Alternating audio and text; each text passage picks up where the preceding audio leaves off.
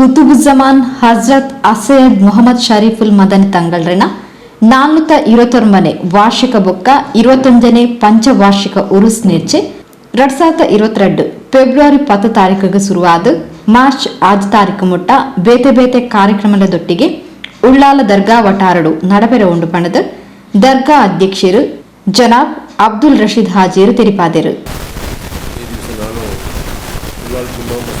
ಸೈಯದ್ ಮೊಹಮ್ಮದ್ ಶರೀಫುಲ್ ಮದನಿ ತಂಗದ ಅಧ್ಯಕ್ಷನಾಗಿ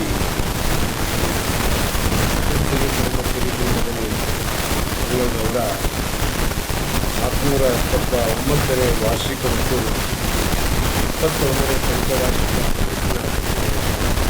ಕಾರ್ಯಕ್ರಮದ ಬಗ್ಗೆ ಮಾಹಿತಿ ನೀಡಲು ನಮಗೀಗಾಗಲೇ ತಿಳಿದ ಹಾಗೆ ನಾವು ಕಳೆದ ಡಿಸೆಂಬರ್ ತಿಂಗಳಲ್ಲಿ ಉರುಸ್ ಕಾರ್ಯಕ್ರಮವನ್ನು ಮಾಡಬೇಕು ಅಂತ ಹೇಳಿ ಸುಮಾರು 1.25 ಕೋಟಿ ರೂಪಾಯಿ ಖರ್ಚು ಮಾಡಿಕೊಂಡು ದೀಪಾಲಂಕಾರ, ಬಣ್ಣ ಬಳಿಯುವಂಥದ್ದು, ಪೆಂಡಲ್ ಬಳಿಯುವಂಥದ್ದು ಇತ್ಯಾದಿ ಕೆಲಸಗಳಿಗೆ ಹಣವನ್ನು ವ್ಯಯಿಸಿ ನಾವು ತಯಾರಿಯಲ್ಲಿದ್ದೆವು. ಆದರೆ ಈ ದೇಶ ಕಂಡಂಥ ಕೋವಿಡ್ನಿಂದಾಗಿ ಮಾನ್ಯ ಜಿಲ್ಲಾಧಿಕಾರಿಯವರು ಈ ಒಂದು ಕಾರ್ಯಕ್ರಮವನ್ನು ಕೊಂಚ ಕಾಲ ಮುಂದೂಡಬೇಕು ಅಂತ ಹೇಳಿದ ಪ್ರಕಾರ ನಾವಿವತ್ತು ಫೆಬ್ರವರಿ 10ನೇ ತಾರೀಕಿನಿಂದ ಮಾರ್ಚ್ 6ನೇ ತಾರೀಕುವರೆಗೆ ಸಂತ ನಮ್ಮ ಹಜರತ್ ಸೈಯದ್ ಮದನಿ ಅವರ ಉರುಸನ್ನು ವಿಜೃಂಭಣೆಯನ್ನು ಮಾಡಲಿಕ್ಕೆ ಮೊದಲೊಮ್ಮೆ ತಯಾರಿಯಾಗಿದ್ದೇವೆ.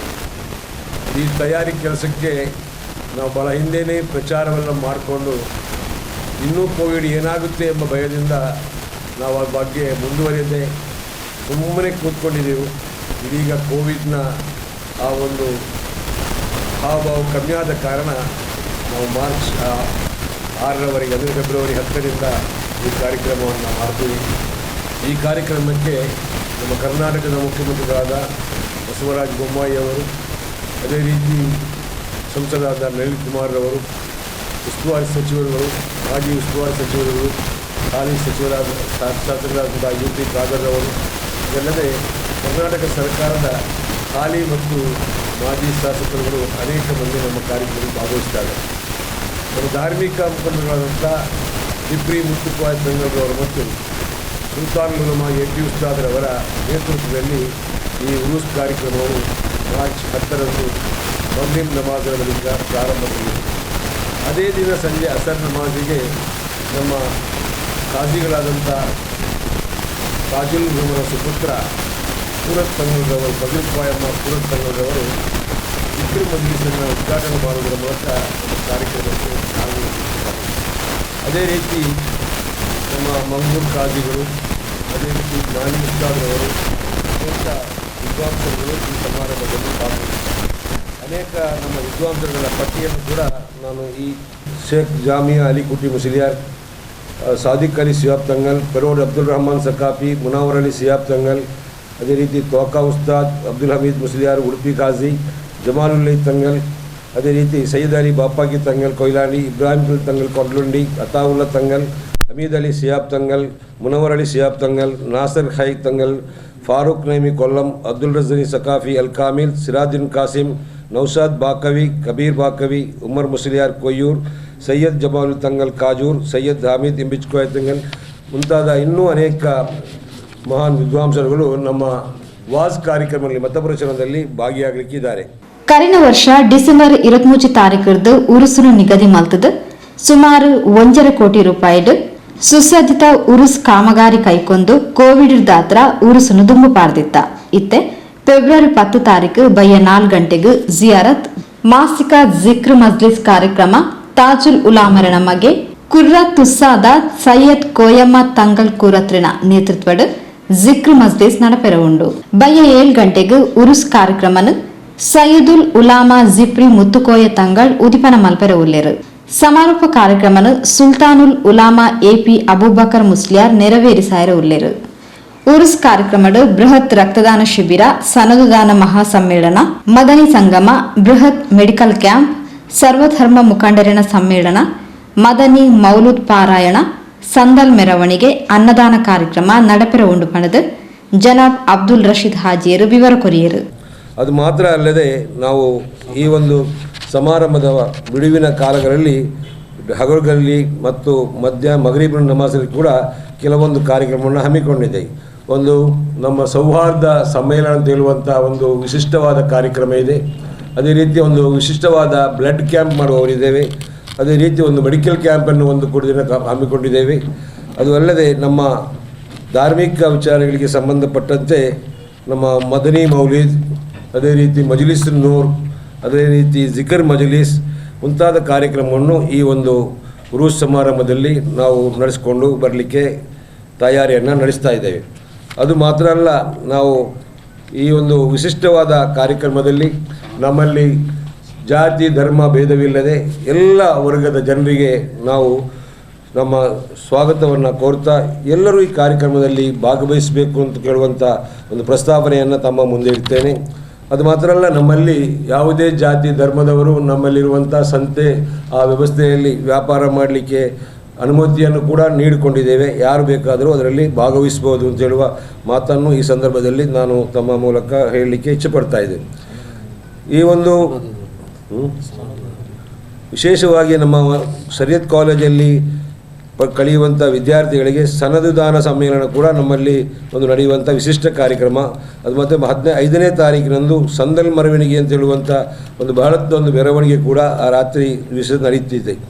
ಹೀಗಾಗಿ ಇದೆಲ್ಲ ಕಾರ್ಯಕ್ರಮ ಮುಗಿದ ಮೇಲೆ 5ನೇ ತಾರೀಕಿನಂದು ಸುಮಾರು 8 ಗಂಟೆಯಿಂದ ಅಥವಾ 10 ಗಂಟೆ ಟೈಮಿಂಗ್ ಕರೆಕ್ಟ್ ಫಿಕ್ಸ್ ಮಾಡಿಲ್ಲ, 8ರಿಂದ 10ರ ನಂತರ ಸುಮಾರು 1500 ಆಡು ಕುರಿಗಳನ್ನು ಕಡಿದು 35,000 kg ರೈಸ್ ಅಕ್ಕಿಯನ್ನು ಪಡ್ಕೊಂಡು ನಾವು ಭಕ್ತಾದಿಗಳಿಗೆ ಅನ್ನದಾನವನ್ನು ನೀಡುವಂಥ ಕಾರ್ಯಕ್ರಮ ಕೂಡ ನಮ್ಮ ಈ ದರ್ಗಾ ಉರೂಸಿನಲ್ಲಿ ಇರ್ತದೆ ಅಂತ ಹೇಳಲಿಕ್ಕೆ ನಾನು ಇಚ್ಛೆಪಡ್ತೇನೆ. ತಾವೆಲ್ಲರೂ ನಮ್ಮ ಈ ಸಮಯಾವಕಾಶ ಕಮ್ಮಿ ಇರುವುದರಿಂದ ನಮ್ಮ ಈ ಕಾರ್ಯಕ್ರಮದ ಉಸ್ತುವಾರಿ ಪ್ರಚಾರ ತಮ್ಮಿಂದಲೇ ಜಾಸ್ತಿ ನಮಗೆ ದೊರಕಬೇಕಾಗಿದೆ. ಹಾಗಾಗಿ ಹಿಂದೆ ಕೂಡ ನಾನು ತಮ್ಮಲ್ಲಿ ಬೇಡಿಕೊಂಡಿದ್ದೇನೆ, ಒಂದು ವಿಶೇಷವಾದ ರೀತಿಯ ಪ್ರಚಾರವನ್ನು ನಮ್ಮ ಈ ದರ್ಗಾ ಸಮಿತಿಗೆ ತಾವುಗಳು ನೀಡಬೇಕು. ಯಾಕಂತ ಹೇಳಿದರೆ ಒಂದು ಅಲ್ಪಸಂಖ್ಯಾತ ಮುಸಲ್ಮಾನ ಸಮುದಾಯಕ್ಕೆ ಸೇರಿದ ಒಂದು ದರ್ಗಾ ಆದರೂ ಕೂಡ ಈ ದರ್ಗಾಕ್ಕೆ ಎಲ್ಲ ಜಾತಿ ಧರ್ಮದ ಜನರು, ಎಲ್ಲ ಪಕ್ಷದ ಜನರು ಕೂಡ ನಮ್ಮಲ್ಲಿ ಭೇಟಿ ನೀಡುತ್ತಾರೆ. ಮಾತ್ರವಲ್ಲ, ನಮ್ಮ ದರ್ಗಾದ ಅಧೀನದಲ್ಲಿ ಸುಮಾರು 18 ವಿದ್ಯಾಸಂಸ್ಥೆಗಳನ್ನು ನಾವು ನಡೆಸ್ತಾ ಇದ್ದೇವೆ. ಇದರಲ್ಲಿ ಬಹಳಷ್ಟು ಬಡಬಗ್ಗರಿಗೆ ಸಹಾಯ ಆಗ್ತದೆ. ಆ ಒಂದು ವಿದ್ಯಾಸಂಸ್ಥೆಯನ್ನು ಉಳಿಸಲಿಕ್ಕಾಗಿ ಅಥವಾ ವಿದ್ಯಾಸಂಸ್ಥೆ ಮುಂದುವರಿಸಲಿಕ್ಕಾಗಿ ಸಹಕಾರ ಬಹಳ ಅಗತ್ಯ ಇದೆ. ಹಾಗಾಗಿ ತಮ್ಮ ಒಂದು ವಿಶೇಷವಾದ ಒಂದು ಸಹಾಯಾರ್ಥ, ಯಾಕಂತೇಳಿ ನಿಮ್ಮ ಸಹಾಯ ಅಷ್ಟೇ ಪ್ರಚಾರ ಮಾಡುವಂಥದ್ದು, ಅದನ್ನು ಹೃದಯಸ್ಪರ್ಶಿ ತಾವು ಮಾಡಬೇಕು ಅಂತ ಕೇಳಿಕೊಡ್ತಾ ಇದ್ದೇನೆ. ಆದರೆ ಕಳೆದ 2 ವರ್ಷಗಳಿಂದ ನಾವು ಈ ಕೋವಿಡನ್ನು ಅನುಭವಿಸಿದ ರೀತಿ, ಆರ್ಥಿಕವಾದಂಥ ಮುಗ್ಗಟ್ಟು, ಜನಸಾಮಾನ್ಯರಿಗೆ ಉದ್ಯೋಗ ಇಲ್ಲದಂಥ ಎಲ್ಲವನ್ನೂ ನಾವು ಕಣ್ಣಾರೆ ಕಂಡಂಥವರು.